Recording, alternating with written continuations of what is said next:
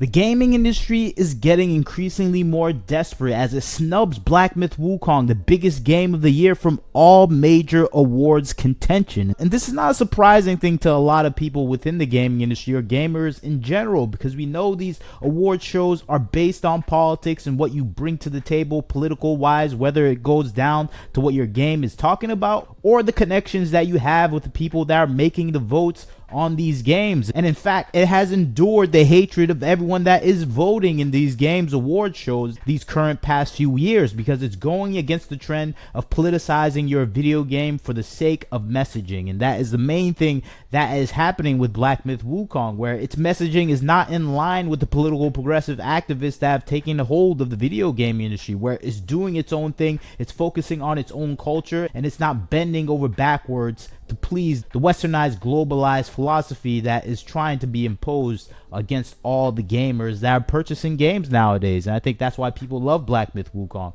It's doing its own thing, and it's made by gamers that absolutely love gaming. And when you play this game, you feel that love. And I think that's the thing that is selling this game to everyone. And that's what's making this game an ultra popular game, where it's selling over 20 million copies, breaking records all over the world, and most crucially, making over $1 billion for a small fledgling developer like Game Science that spent over $60 million to produce this game. So to make $1 billion back in your first month is just showing the creativity and success that has impacted this industry. And I think Black Myth Wukong, what it represents to the gamers themselves, is just a classic game. And I think this is the first classic game coming out of China, and that is a definitive thing where people all identify with Sun Wukong, the main character, and of course the destined one who you actually play. And I think that's the thing that this game is doing. It made a classic, iconic character who was already classic and iconic, of course, to the Chinese people, but now to foreigners as well. And I think that's what we're seeing with Black Myth Wukong, where it's defining a new generation of gamers that have came out in droves to play this game. Of course, the recognition is not there with the Games Awards, because this game is not in line with the overall philosophizing that we're supposed to see in the gaming industry nowadays, where it's supposed to be about your racial, gender inequity, the quality of politics of the person that is creating and developing the game. And that is not hinted at within Game Science and the Black Myth Wukong game itself, where it's a game that's self-isolated and within its own culture, and it's not injecting Western global activist standards into its overall basis as a game. It's a game that is holding its own, and I think it holding its own is getting it rejected from all major categories that are going out for the Golden Joystick Award Show, the 42nd annual one, where they put out their nominees, and suspiciously Black Myth Wukong wasn't in any of the major categories. And I think that kind of shocked people, regular people that expected this game to actually get represented as it's supposed to be, for being that top tier game that everyone is actually playing right now. But it's not getting that representation anymore because it is not in line with the global standards of this industry. Like I mentioned before, you have to be playing towards those racial, gender politics, and you have to play towards this politicizing of the gaming industry. That's the only games that get representation within these gaming awards, because it's a way to influence the creator of these games. If you're a creator, you can't get an award unless you politicize your game in the right way, where you're placating to the audience of awards voters and people that are producing these shows. It's a way of control. It's a way of control, these award shows, much like in line with Hollywood, where if you don't follow the same politics, you're never going to get an award out of the Oscars or Golden Globes or Emmys. You have to follow their philosophy, or you won't even be recognized by these organizations. And I think with these award shows, as gamers, we used to never even care about these award shows. And I think they just started becoming in prominence because a lot of these political activists realized this is a way to manipulate the gaming audience, manipulate the developers themselves, where they're saying, we have this important award for you. If you don't get this award, your game means nothing. But when in actuality, the only award you need is the sales of your game. And that's the thing that we're seeing with Black Myth Wukong. It is selling out like gangbusters, and no one can do anything to stop it, except trying to discredit the people that are actually buying. We heard journalists saying, oh, only Chinese people are buying the game. I'm like, yeah, that's people, that's gamers, that's a customer base. You're supposed to be pleasing that customer base, and if you do, there's major rewards for that. And I think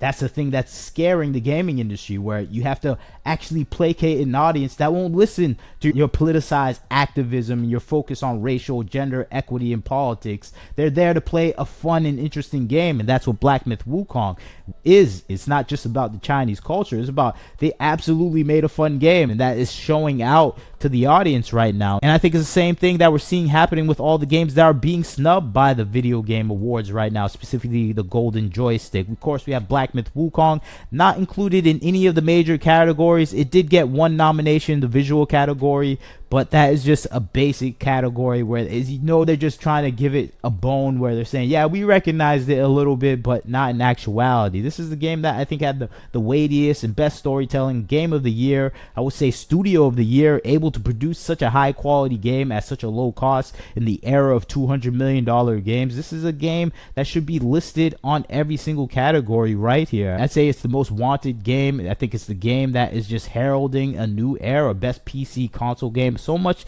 of the categories, I think this game could actually win awards, but it's being avoided because it's a game that is disrupting the industry. We're seeing an equally powerful response actually disrupt this game's success, because they can't stop the sales, they can't stop the gamers. They already tried to extort the company for $7 million allegedly, and they actually did attack the game for 7 months before it even released, accusing it of racism, sexism, and all the isms in the book before it was released, and still accusing it of all these same exact things even after its massive success. So this is a game that has been fighting consistently against the reporters, against the journalists, against the consultancy firms, and against the activists, and it still is with these award shows, where it is going to be snubbed. It's not going to get the representation it needs and recognition as a top tier game. But this is just not the only game. Of course, we have Stellar Blade, where it has no nominations. It's one of the massive successes of the year. It came out of nowhere. It sold over 1 million copies in its first month. The company made over $50 million